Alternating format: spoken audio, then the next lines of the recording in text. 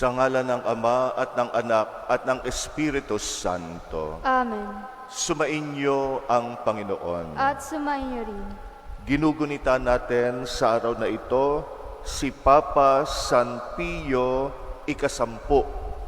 Si Papa San Pio ay mula sa bansang Italia. Naging Santo Papa siya taong 1903 sa pagsisimula ng 1900s. At bilang Santo Papa, naging layunin niya ang pagpapanibago lalo na ng mga kalakaran sa simbahan.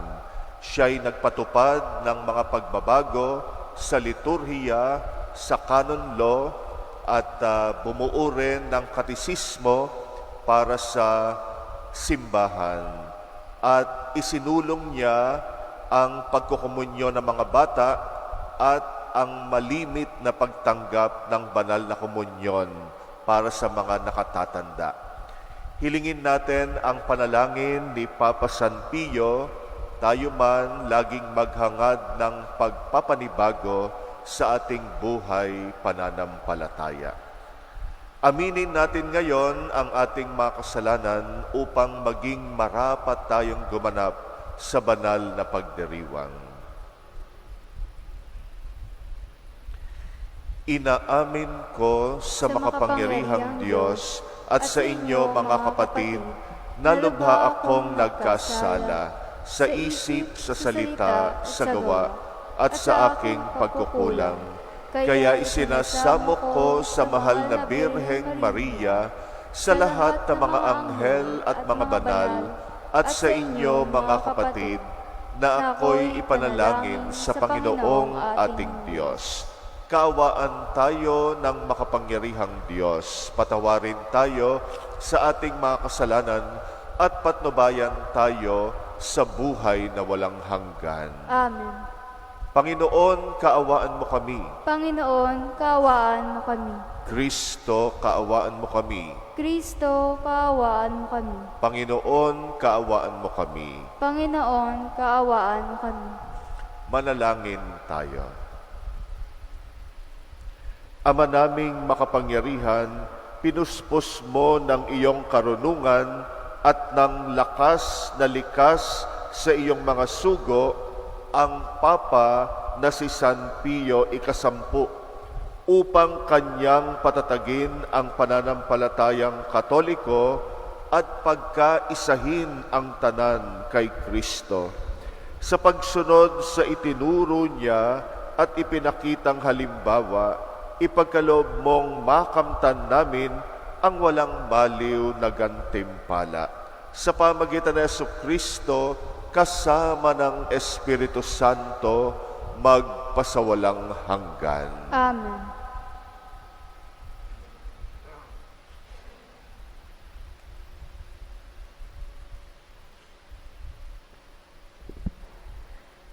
Pagbasa mula sa aklat ng mga hukom.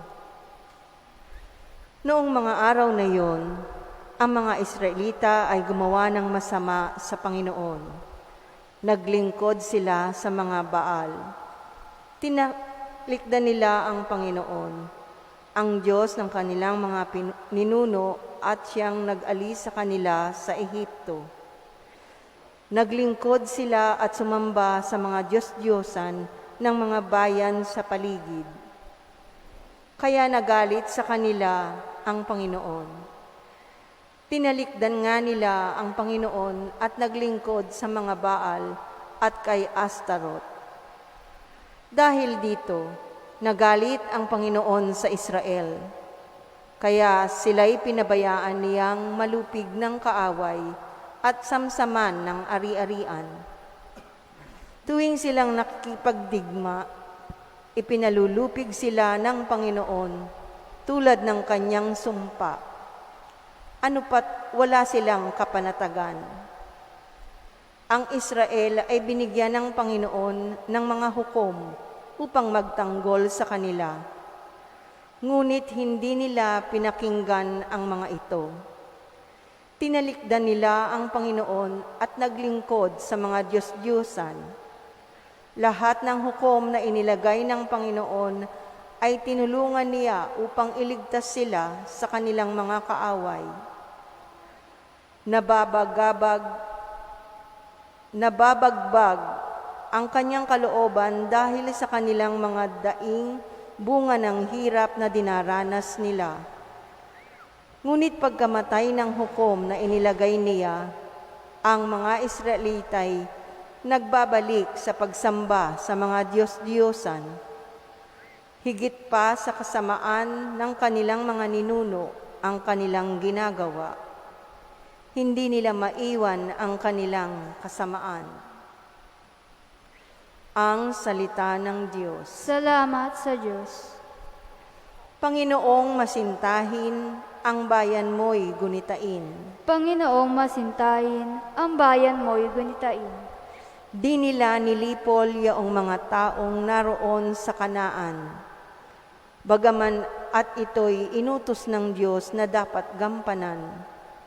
Sa halip na sundin ang utos ng Diyos, bagkus nakisama at maling gawain ng mga pagano ang sinunod nila. Panginoong masintahin, ang bayan mo'y gunitain. Ang Diyos-Diyosan ang sinamba nila at pinaglingkuran. Sa ginawang ito, sila ang nagkamit ng kaparusahan.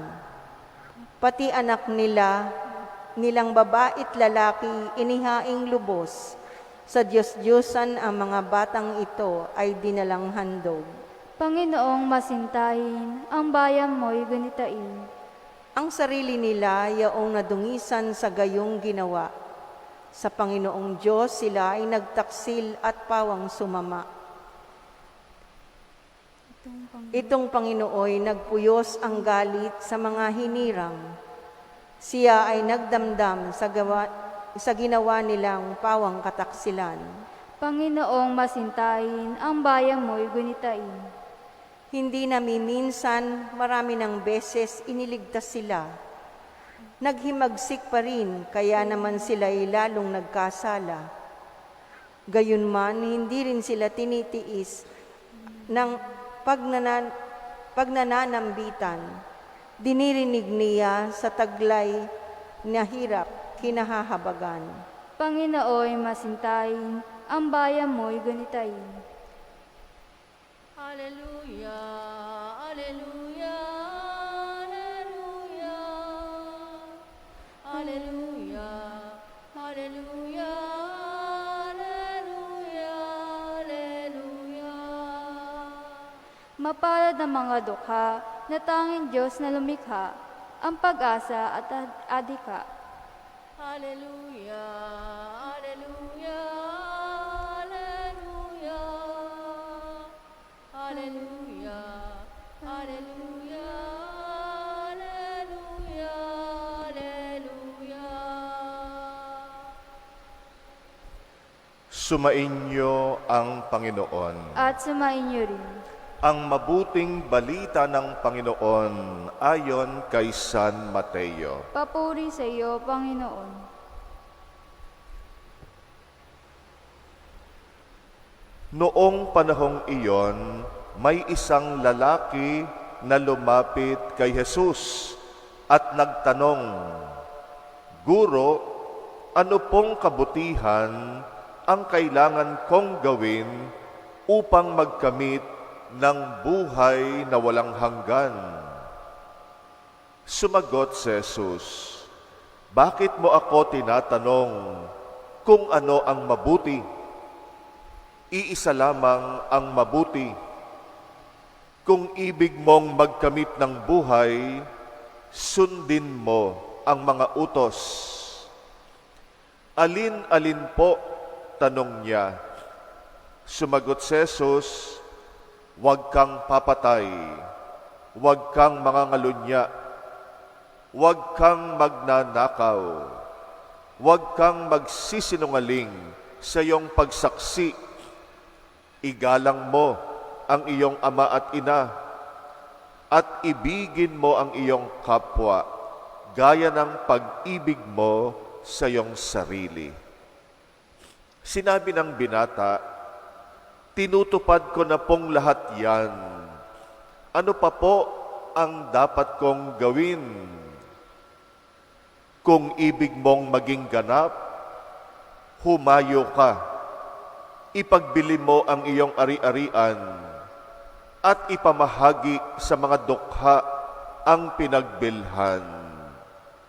Kapag ginawa mo yan, magkakaroon ka ng kayamanan sa langit. Pagkatapos, bumalik ka at sumunod sa akin. Sagot ni Jesus. Pagkarinig nito, malungkot na umalis ang binata sapagkat siya'y napakayaman.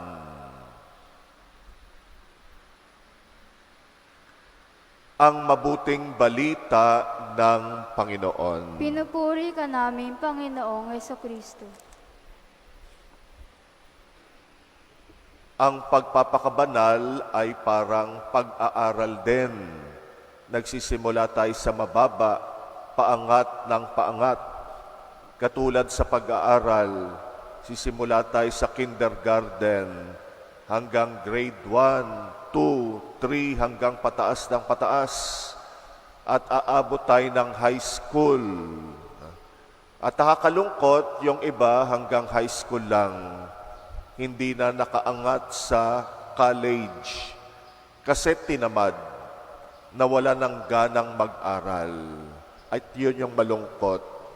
Kahit may pagkakataong mag-aral sana, pero hindi na kinaya yung mga hamon ng mataas na pag-aaral. Mapalad yung kahit hikahos sa buhay ay talagang nagtiyaga para maabot yung mataas na pag-aaral. Kahit isakripisyo nila yung sarili nilang kaginhawahan, gagawin nila para magkamit lamang o makapag-aral lamang maabot yung mataas na pag-aaral. Ganon din ang kabanalan. Nagsisimula tayo sa kindergarten, grade 1, grade 2, pataas ng pataas, hanggang sana maabot natin yung pinakamataas na pagpapakabanal. Pero kada baitang ng pagpapakabanal, lumalaki ng lumalaki yung mga isasakripisyo natin. Ang pinakahuling isasakripisyo natin para maabot natin yung pinakamataas na level ng kabanalan ay yung talikuran natin ang ating sarili at tuluyang sumunod sa Panginoon. Ganito ang naranasan ng binata sa ating ebanghelyo ngayon. Dumating na siya, nararamdaman niya sa puso niya yung tawag sa mas mataas na level ng pagpapakabanal. Kaya nagtatanong siya kay Jesus, ano ang gagawin ko para magkamit ng buhay na walang hanggan? Ang sabi ni Jesus, tuparin mo yung 10 utos. Kaya inisa-isa ni Jesus yung 10 utos. At ang sabi lang ng binata, ginagawa ko na yan. Nagawa ko na yan. Ibig sabihin ay medyo mataas na yung level ng pagpapakabanal ng binata dahil tinutupad na niya ang mga utos ng Panginoon. Pero may kulang pa. Nararamdaman niya ay hindi pa sapat yung level ng kanyang pagpapakabanal. Tinatawag na siya doon sa pinakamataas na level ng kabanalan. Yung talikuran niya ang kanyang sarili sumunod sa Panginoon. Kaya sabi ni Jesus sa kanya, kung talagang gusto mo ng buhay na walang hanggan, makamit mo ang ganap na kaligayahan, ipagbili mo lahat ng ari-arian mo, ibigay mo sa mga dukha, at sumunod ka sa akin. Yun lang ang malungkot na kwento ay tinalikuran ng binatang ito ang hamon ng pinakamataas na level ng pagpapakabanal. At pwede sanang iniwan niya ang lahat, sumunod kay Jesus, pero tumigil na siya. Tinalikuran na niya. Di niya kayang bitiwan ang kanyang kayamanan at ang kanyang sarili. Kaya umalis na lamang siya at tinalikuran si Jesus, pero malungkot siya. Alam niyang hindi siya maligaya. Di natin alam kung ano nangyari sa binata. Baka nagbagong isip, kinalaunan. Itong binata na ito, tayo yon, bawat isa sa atin. Tayo yung binata rito na laging tinatawag ng Panginoon na umangat ng umangat sa ating pagpapakabanal. At sa bawat pag-angat natin, palaki ng palaki yung mga tinatalikuran natin sa buhay na ito. Tayo ba'y tuloy-tuloy pa rin? O baka katulad ng binata, tumigil na tayo doon sa isang level, hanggang doon na lang tayo. Ayaw na nating umusad. Parang pag-aaral. Ayoko na. Nakakatamad ng mag-aral. Tama na sa akin yung graduate lang ako ng high school. Kahit pwede ka pa namang mag-aral ng mas mataas na pag-aaral, pero tinatamad ka na. Ganun ba tayo sa pagpapakabanal? Tinatamad na rin tayo. Ayaw na natin ng mas malaking isasakripisyo. Marami na tayong sinakripisyo, pero hindi ko na kayang isakripisyo pa ang lahat-lahat. Ganun ba tayo? Katulad ng binata. Tatalikuran na lang ba natin ang tawag ng pagpapakabanal kahit hindi tayo, alam natin sa puso natin may kulang. Sa puso natin, hindi tayo ganap na maligaya. Sana magbago rin ang isip natin kung sakaling tayo ay nasa kalagayan ng binata. Sana dumating yung oras na maabot natin yung pinakamataas na pagpapakabanal. At pag dumating yon, maging handa tayong talikuran ang sarili natin at tuluyang sumunod kay Jesus.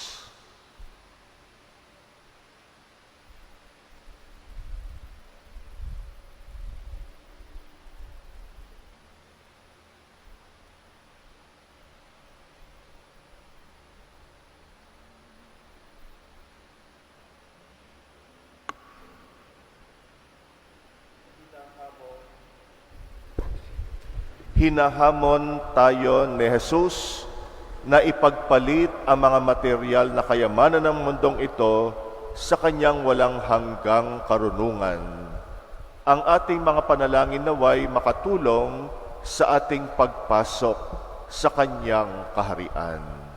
Ating itugon sa bawat kailingan, Ikaw ang pamana sa amin, O Panginoon. Ikaw ang pangaral sa amin, O Panginoon. Ang simbahan naway mapalaya ang mga lalaki at babae sa epekto ng materialismo at kahangalan. Manalangin tayo sa Panginoon. Ikaw ang pamana sa amin, O Panginoon. Ang mga pinuno ng gobyerno naway huwag isakripisyo ang kanilang prinsipyo sa kapangyarihan, tagumpay at ambisyon, at sa halip, isulong nila ang dangal at halaga ng Ebanghelyo. Manalangin tayo sa Panginoon. Ikaw ang pamana sa amin, O Panginoon. Ang mga magulang at mga guro naway hamunin ang mga kabataan na mamuhay sa mga bagay na tunay na makahulugan. Manalangin tayo sa Panginoon. Ikaw ang pamana sa amin, O Panginoon. Ang mga Kristiyanong labis ang ari-arian at likas na yaman, naway matutong magbahagi ng kanilang yaman at talento sa mga dukha at kapuspalad. Manalangin tayo sa Panginoon. Ikaw ang pamana sa amin, O Panginoon. Ang ating mga mahal na yumao, naway mapuno ng yaman ng kaharian ng Diyos. Manalangin tayo sa Panginoon. Ikaw ang pamana sa amin, O Panginoon. Tahimik nating idalangin ang mga personal nating kahilingan. Muli nating ipanalangin ang mga humihiling ng ating dasal, lalo na ang mga may sakit. At ipagdasal din natin ang intensyon ng mga nagpapamisa nating mga kapatid, lalo na mga intensyon para sa mga may sakit at mga sumakabilang buhay. Tahimik natin itong ipanalangin.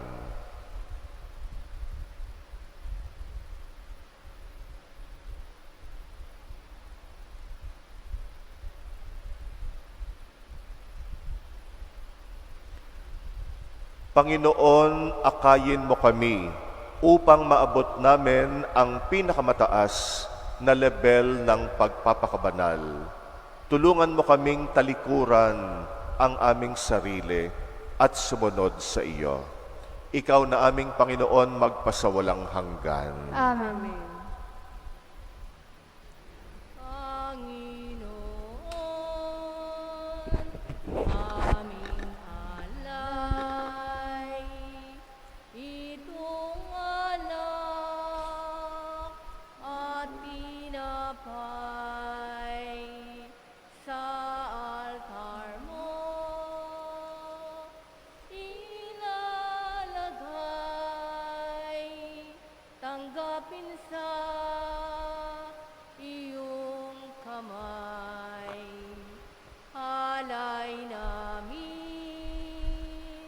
aming buhay, bawat kalak at lumbay, bawat pangarap naming taglay, sa palad mo ilalagay.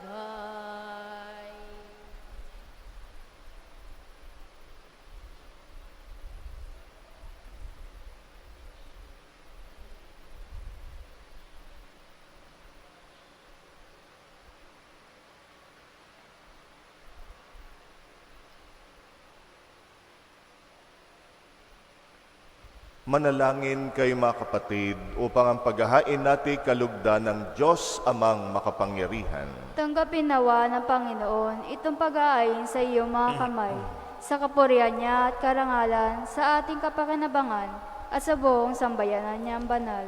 Ama naming lumikha sa iyong pagpapaunlak na tanggapin ang aming paghahain, loobin mong kaming nagdiriwang ng may pagtalima sa tagubilin ni Papa San Pio ay taimtim na makaganap at makapakinabang ng wagas. Sa pamagitan ni Jesucristo kasama ng Espiritu Santo, magpasawalang hanggan. Amen. Sumainyo ang Panginoon. At sumainyo rin. Itaas sa Diyos ang inyong puso at diwa. Itinasa namin sa Panginoon. Pasalamatan natin ang Panginoong ating Diyos. Marapat na siya ay pasalamatan. Ama naming makapangyarihan, tulingang marapat na ikay aming pasalamatan sa pamagitan ni Jesucristong aming Panginoon. Ngayong si Papa San Pio ay pinaparangalan sa pamumuhay niyang totoong uliran at pagiging maasan sa panunungkulan, kaya't si Jesucristong maasan sa katapatan ay inihahayag sa pangasiwa sa sambayanan. Ang malasakit na mga ulirang tagapangasiwa noon ay nagpapatuloy magpahanggang ngayon sa panalangin kanilang iniuukol kaisa ng sambayanan mong dito'y nagtitipon. Kaya kaisa ng mga anghel na nagsisiawit ng papuri sa iyo, nang walang humpay sa kalangitan kami nagbubunyi sa iyong kadakilaan. Santo, Santo, Santo, Panginoon Diyos ng mga hukbo, napupuno ang langit at lupa ng kadakilaan mo, o sana sa kaitaasan. Pinagpala ang naparirito sa ngalan ng Panginoon, o sana sa kaitaasan.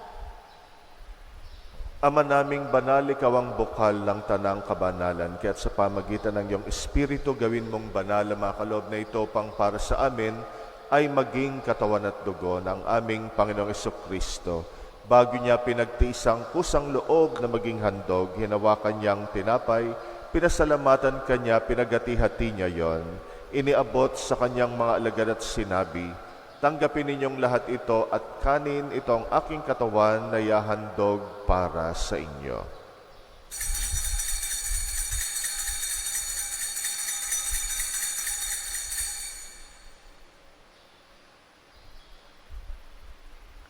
Gayun din naman nung matapos ang hapunan, hinawakan niya ang kalis, muli kanyang pinasalamatan, iniabot niyang kalis sa kanyang mga alagad at sinabi, tanggapin ninyong lahat ito at inumin, ito ang kalis ng aking dugo, ng bagot walang hanggang tipan, ang aking dugo na ibubuhos para sa inyo at para sa lahat, sa pagpapatawad ng mga kasalanan, gawin ninyo ito sa pag-alala sa akin.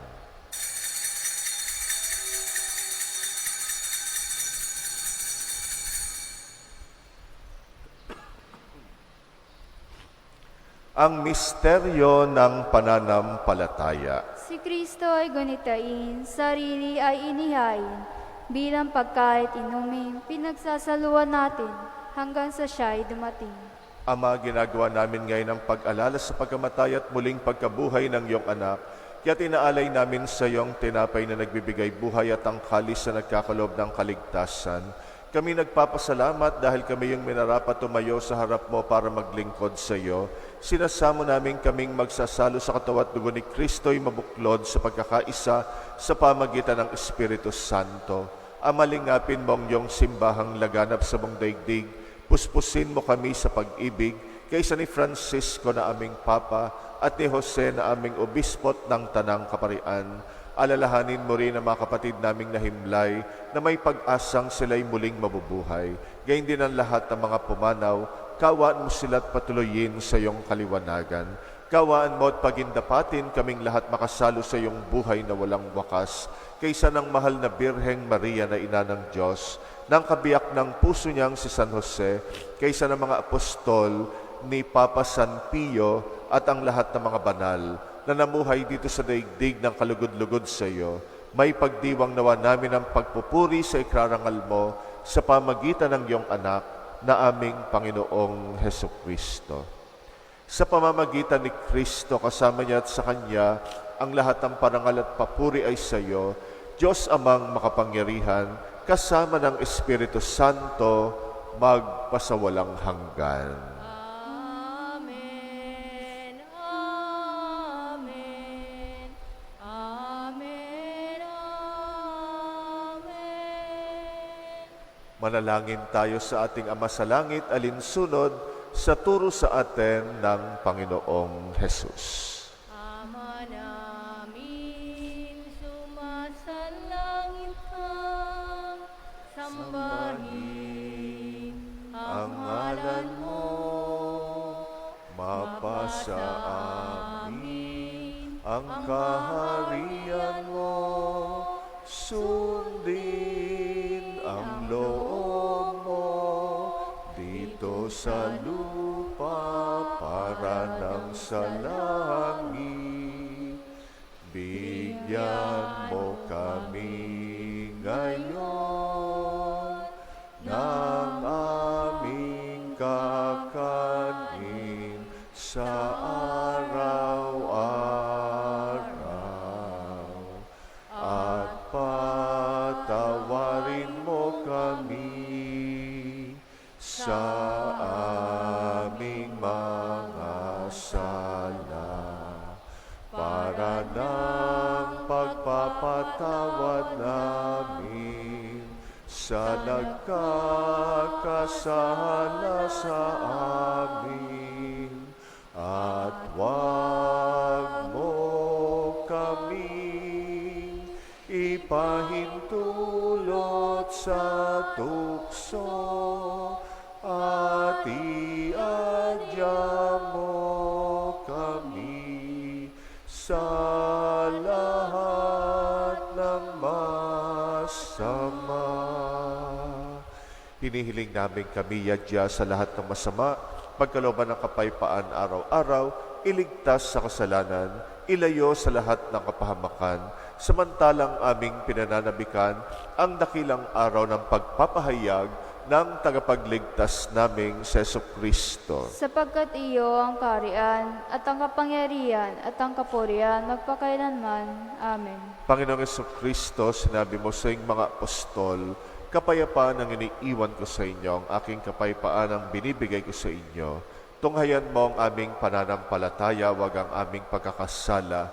Pagkalooban mo kami ng kapayapaan at pagkakaisa ayon sa iyong kalooban, kasama ng Espiritu Santo, magpasawalang hanggan. Amen. Ang kapayapaan ng Panginoon ay laging sumainyo. At sumainyo rin. Magbigayan kayo ng kapayapaan sa isa't isa. Peace be with you. Pero ng Diyos na nag-aalis ng mga kasalanan ng sanlibutan, maawa ka sa amin. Kordero ng Diyos na nag-aalis ng mga kasalanan ng sanlibutan, maawa ka sa amin.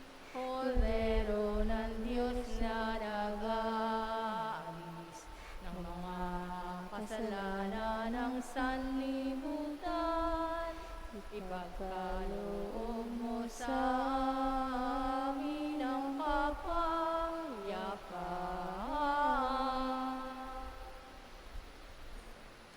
Narito ang kordero ng Diyos na nag-aalis ng mga kasalanan ng sanlibutan, mapalad ang mga inaanyayahan sa kanyang piging. Panginoon, Hindi ako karapat-dapat na magpatuloy sa iyo, ngunit sa isang salita mo lamang ay gagaling na ako.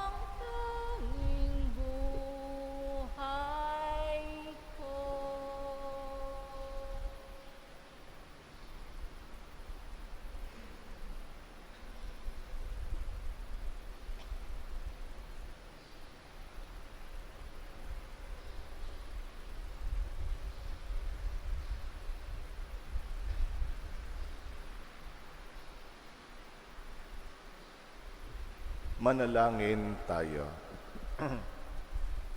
Ama naming mapagmahal, sa pagunita namin kay Papa San Pio, kaming nagsalo-salo sa banal na hapag ay magkaroon nawa ng pananampalatayang matatag at pagkakaisa sa pag-ibig mong matapat.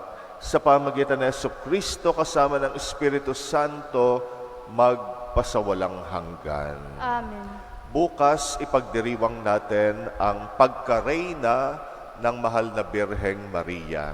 Isang linggo matapos nating ipinagdiwang yung pag-aakyat sa langit sa mahal na Birhen. At sana maparangalan muli natin ang mahal na Birhen sapagkat siya ang reyna ng langit at lupa.